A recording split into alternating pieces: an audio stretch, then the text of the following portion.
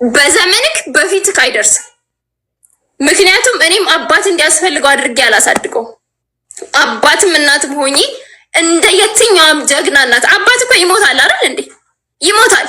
ያለ አባት ልጆች አያድጉም? ያድጋሉ። ድብን አድርገው ያድጋሉ። እኔም አድጌያለሁ በክብር ተስፋ ሳልቆርጥ። እንደውም ጀግና ናቸው ያለ አባት የሚያድጉ ልጆች። ስለዚህ አስፈላጊ ከሆነ አልፈልግህም ብለሃላ ቪዲዮን ይዤልሃለሁ፣ በፍላሽ አስቀምጬዋለሁ። አይደርስብህም።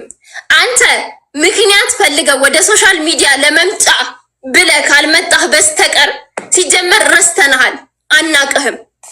ገና ደና የ2 ወር የተውኩልህን ይግባኝ ብለህ መጣ። አልጠየኩህም። ለምን ረሳሽኝ ነው? እሺ እኔንም ልጄንም ተወን። አንፈልግም ያንተን ገንዘብ እኔ 1000 አልችልም፣ 1000 10,000 አልችልም፣ 5,000 አልችልም ብለህ እንዲረዱክ አይደል የምትፈልገው? አርፈክ በጀግንነት የጀመርከውን የመኪና ቻሌንጅ ጨርስበት፣ በርታ። ከዛም በኋላ 5,000ን ለልጁ ቆርጣለሁ ያልከውን ደግሞ ለመኪናክ ቻሌንጅ አሟላ።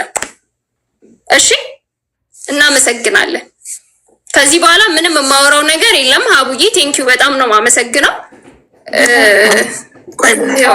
ምንድነው መፍትሄው አሁን? ቆይ አይደለም እኔ ልጠይቃት፣ ምንድነው መፍትሄው? ምን ቢደረግ ነው ተስማምታችሁ ልጁ ሊያይ የሚችለው? ምን ቢያደርግ? ይሄን ካስተካከለ፣ ሚዲያ ከተወ፣ ወይ እንዲህ ካረገ፣ እንደዚህ አይነት ባህሪ ካመጣ እድሉን እሰጠዋለሁ የምትይው ነገር አለ?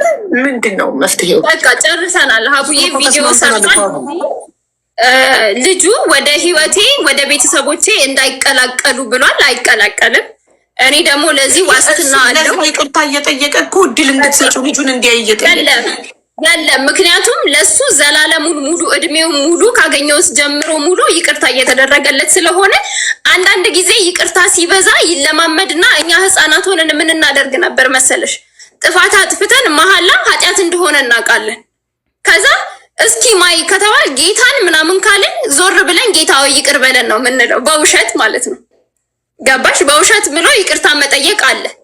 ስለዚህ እኔ ክርስቲያን እንጂ ክርስቶስ አይደለሁም። ሰው ክርስቶስ እንኳን ሊሚት አለን እኮ አይደል? እንደ ሰው ስንኖር ሰው ይበድለናል። ሺህ ጊዜ እንድንበደር ደግሞ አይፈቅድም አይደል? ያቺ ልጅ እንኳን አረደኝ ያለችው ልጅ አንገቷን ምን አለ? እኔ ነገ ይሄ እጣ ቢደርሰኝስ እንዴ? ዛሬ እንደዚህ ሶሻል ሚዲያ ካሰበ ፍቅር ኖሮ እኮ አይደለም ልጁን ብቻ እንዲያይ እኮ ነው እየጠየቀ። አይሆንም። እሺ አይችልም። አንዴ ተናግሯል። ፍርድ ቤት ታዲያ አንዴ ተናግሯል። በሚዲያ በሶሻል ሚዲያ በራሱ ዩቲዩብ አካውንት 58,200 ሰብስክራይበር ባለበት ተናግሯል። ስለዚህ እኔ ልጄን አሳድጋለሁ፣ ገንዘቡ ይቅር። ሪከርድ አድርገው፣ በደንብ ሪከርድ አድርገው።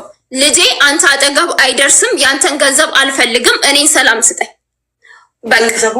ገንዘቡንም አልፈልግም። ከዚህ በኋላ ለልጄ አደረግኩ እንዳትል፣ ሲጀመር አላደረግም። እኔንም ልጄንም ተወን፣ እንኑር፣ ሰላም ስጠን፣ ራስህን አኑር። ኮንተንት የምትፈልግ ከሆነ ክሬት አድርግ። አርቲስት ነህ እናውቃለን፣ ብዙ ድራማ መስራት ትችላለን።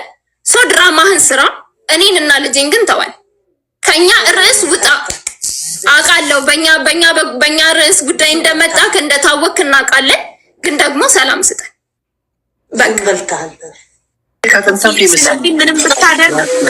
ምንም ብታደርግ እድል የለትም። ጨርሷል። ሌላ እድል የለም።